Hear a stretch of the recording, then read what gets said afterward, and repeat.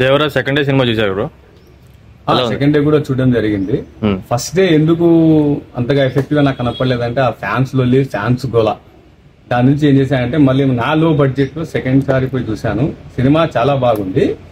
And ఇక్కడ విషయం ఏమిటి అని అంటే చాలా మంది నిన్న కామెంట్స్ చూసా, విలన్ స్ట్రాంగ్ గా లేడు అంటే ఒకటే ఎమోషన్ తో ఆ దేవరని చంపాలా అంతే అనే కాన్సెప్ట్ తో ఆయన 3 గంటలు ఉన్నాడు అనేటువంటిది అన్ని కామెంట్స్. ఇది నెగిటివ్ కింద అన్నారు. దాని తర్వాత వచ్చేసి ఇంకా నెగిటివ్ ఏమన్నారు అని అంటే కేవలం 20 మందిని పెట్టుకొని ఒక దేవర ఒక స్ట్రాంగ్ వ్యక్తిని చంపడం కోసం ఆయన టైం వేస్ట్ చేశాడు. ఇది కూడా కొద్దిగా నెగిటివ్. మొత్తం విలన్కి బ్యాగ్ అన్నీ చెప్పారు. అండ్ ఇంకో నెగిటివ్ ఏం చెప్పారంటే స్టార్టింగ్ లోనే ఎన్టీఆర్ ని ఒక గొప్ప వ్యక్తిగా చూపించారంటే కనీసం ఫ్లాష్ బ్యాక్ ఉండాలి కదా అన్నారు. ఇక్కడ మీ అందరికీ సమాధానాలు పార్ట్ 2లో దొరుకుతాయని చెప్పేసి నేను ఊహిస్తున్నా. అదేనంటే నేను కొట్టాల శివ గురి ఇద్దరు కూర్చొని మాట్లాడడం జరిగింది. ఏం సార్ ఇలాంటి లోపాలు జరిగినాయి కదా అని అంటే అన్ని ఇప్పుడే చూపిస్తే పార్ట్ 2 ఎవరు చూస్తారా, అందుకే పార్ట్ 2 కోసం మేము మిగిల్చాము అని అన్నారు. అదే కన్విన్స్ అయిపోయా. సో ఓకే, సెకండ్ టైం కూడా ఈ సినిమాకి రావడం జరిగింది. అండ్ నాకు నచ్చని పాట ఏంది అని అంటే మా పాట ఎందుకు దూరిందో నాకు అర్థం కాదు. ఎందుకు వచ్చిందో, ఎందుకు పుట్టిందో, ఎందుకు దూరిందో అది నన్ను అడిగితే. ఇంకో విషయం అక్కడ ఏం చేశారంటే ఇక్కడ ఇంకో విషయం గుర్తుపెట్టాలి. ఒక 3 minutes స్టాక్ ఉంటుంది, లేడీస్ స్టాక్ ఉంటుంది. యాక్చువల్గా అది ట్రిమ్ చేయాల్సిన అవసరం, ఎందుకంటే కథ పరంగా దాన్ని ట్రిమ్ చేయాలి. బట్ వీళ్ళు ట్రిమ్ చేయలేదు. ఎందుకు ట్రిమ్ చేయలేదు అంటే అసెంబ్లీలో దాంట్లో 33% లేడీస్కి రిజర్వేషన్ అన్నారు, అందుకే దానిలో పెట్టారేమో అనిపిస్తుంది. హీరోయిన్ పాత్ర తక్కువ ఉన్నా కానీ ఆ కాన్వర్సేషన్ కి 33% ఇచ్చారు కొట్టాల శివ గారు. That's it.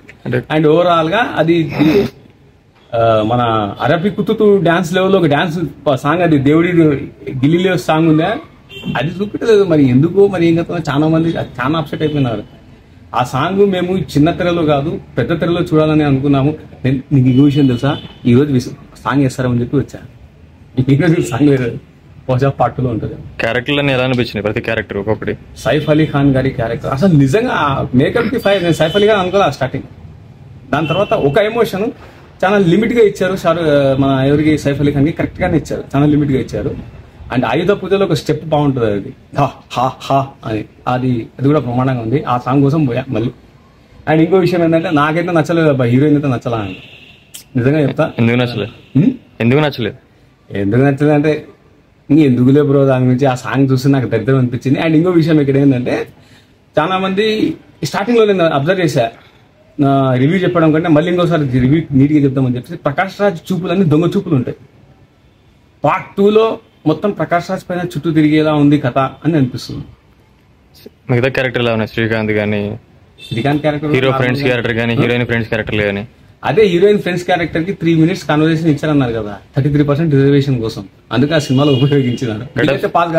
గెటప్ సీన్ అంటే అసలు ఉన్న ఉపయోగం ఉందా లేదా అసలు?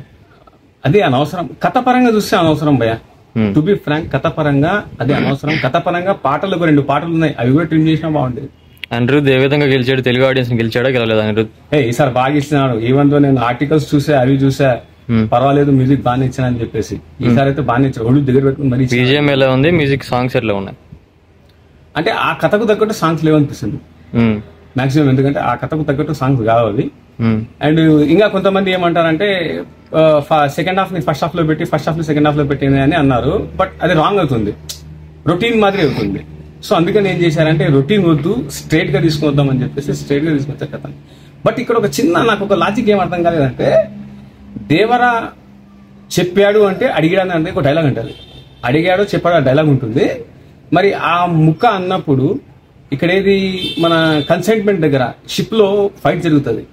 ఆ ఫైట్ కి వీడు ఏం చేయాలంటే దేవరా కొట్టద్దు అని అని చెప్పచ్చు, అడగచ్చు. కానీ అక్కడ ఫైట్ సీన్ అది ఎందుకు పెట్టారు అనేటువంటిది కూడా అది కూడా కొద్దిగా ఇదిగా ఉంది. జస్ట్ కమర్షియల్ కోసం పెట్టారు, ఓన్లీ ఫర్ కమర్షియల్. అంటే అంటాడు కదా, ఏమంటాడు దేవరా చెప్పాడు అంటే అడిగాడు అని అర్థం అంట. మరి అటువంటిప్పుడు ఆ ఫైట్స్ అన్ని సినిమా మొత్తంలో ఫైట్స్ అని ఎలా ఉన్నాయి అసలు? కొత్తగా అనిపించినాయి? విషయం చెప్తాను, ఒక విషయం నేను చెప్తాను. చాలా మంది ఏమన్నా, నేను కూడా నిన్న చెప్పాను రివ్యూలో, మన ఈ రాజమౌళి సొరచాప వచ్చింది కొద్దిగా చిక్కిపోయిందిలే గానీ, అది సొరచాపని దాని తర్వాత ఎక్స్టెండ్ చేశారు. ఇక్కడ ఛత్రపతిలో ఒక సొరచాపని తీసుకొచ్చి అట్లా వెళ్ళిపోతుంది సొరచాప. బట్ దీన్ని ఎక్స్టెండ్ చేశారు, అంటే సొరచాప మూతికి తాడు కట్టి దాని తర్వాత అట్లా వెళ్ళడం, ఆ చాప పైకి వెళ్ళడం, అది ఎక్స్టెన్షన్. ఇది ఎందుకు అని అంటే మన అది సినిమా మగధీర సినిమాలో ఈయననే అంటాడు, ఎవరు మన రాజమౌళి అంటాడు, గుర్రానికి దానికి చిరంజీవి గారికి ఎక్స్టెంట్ చూపించలేదండి, నేను ఈ సినిమాలో చూపించడం వల్ల కొద్దిగా ప్లస్ అయింది అన్నారు. సో ఇక్కడ కూడా అదే జరిగింది.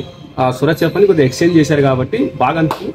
ఒక షాట్, ఫైట్ షాట్ లో సగం చంద్రుడిని ఫుల్ చేయడం కోసం ఆ రక్తం ఇట్లా తీసుకొని వస్తారు, అదైతే సీన్ నిజంగా సీజే వరకు కూడా చాలా బాగుంది. బట్ సురచేప కొద్దిగా చిక్కింది. అదే మరో ఆచార్య అన్నారు, అది ఎంతవరకు కరెక్ట్ అండి? మరో ఆచార్య కాదు, అనాచార్య కాదు, అర్థమైందా? ఈ కథనే పార్ట్ 2 కోసం వెయిట్ చేయండి. పార్ట్ 2లో నాకు తెలిసి సైఫ్ అలీ ఖాన్ కి మాటలు ఎక్కువ ఉంటాయి. To be frank, Prakash Raj పాత్ర ఎక్కువ ఉంటుంది. ఇంకా ప్రకాష్ రాజ్ ఒక కట్టప్ప అనుకుంటున్నాను నేను కూడా. ఓకే, ఎన్టీఆర్ రాజమౌళి పాలసీని కంప్లీట్ చేశాడు అంటే అది ఉంది కదా, సెంటిమెంట్ ఉంది కదా, రాజమౌళి సెంటిమెంట్, రాజమౌళి తర్వాత ఫ్లాప్లు వస్తాయని చెప్పి దాన్ని ఓవర్కమ్ చేశాడంట. ఇప్పుడు రాజమౌళి మీకు 365 బిర్యానీ పెట్టేశారు మాట విషయం అంతా, అది బోర్ కొడుతుంది. కనీసం పప్పన్నం, ఇది పప్పన్నం లాంటిది, అంటే డైలీ బేసిస్ లో మనం తినే ఏదైతే ఫుడ్ తీసుకుంటామో ఆ టైప్ దేవా. ఓకే ఓకే ఓకే మొత్తంలో ఇప్పుడు నా ఎన్టీఆర్ 12 రోల్ ఏ విధంగా పర్ఫార్మెన్స్ ఉంది? 12 రోల్ పర్ఫెక్ట్ ఉందా లేదంటే తేడా కొట్టిందా? చెప్పేది దేవరాలో ఇంకో వరా కరెక్ట్ గా మెయింటైన్ చేశాడు. దేవరా క్యారెక్టర్ దేవరకు తగ్గట్టే మెయింటైన్ చేశారు. దాని తర్వాత వచ్చి వరా క్యారెక్టర్ లో ఇంకో లోపల అంటే తెలియని ఒక వర. కాకపోతే ఏంటి అని అంటే నాకు క్లైమాక్స్ లో ఆయనే వచ్చి ఫైట్ చేయడం అనేటువంటిది అది చూపించకుండా జనాలకు సస్పెన్స్ పెట్టినే బాగుండేది. సో ఓవరాల్ గా సినిమాకి ప్లస్ పాయింట్లు ఏంటి, మైనస్ పాయింట్ ఏంటి? స్టార్టింగ్ చెప్పినా కదా, సైఫ్ అలీ ఖాన్ కి ఒక స్ట్రాంగ్ విలనిజం చూపించకపోవడం అది. దాని తర్వాత ఈ ప్రకాష్ రాజ్ పాత్ర ఏదో ఉంది దాచిపెట్టారు అది. ఇవి రెండు మెయిన్ థింగ్ స్టోరీకి బేస్. ఇవి రెండు ఏమైతే ఏంటంటే మరి ఆ వరా దేవరాన్ని ఎందుకు చంపాడా లేకపోతే జస్ట్ మనకు ఒక ఊహ కోసం వదిలేరా అనేటువంటిది, ఈ 3 క్లారిటీ అయితే మటుకు సినిమా ఇది పార్ట్ 2లో వస్తుంది. ఓకే, ప్లస్ పాయింట్స్ ఏమి అని అంటే విజయం బాగుంది, మన ఈ ఎన్టీఆర్ గారి యాక్షన్ బ్రహ్మాండంగా ఉంది, సైఫ్ అలీ ఖాన్ యాక్షన్ బాగుంది, ప్రకాష్ రాజ్ యాక్షన్ బాగుంది, శ్రీకాంత్ గారి యాక్షన్ కూడా పర్వాలేదు. But heroine minus. Okay okay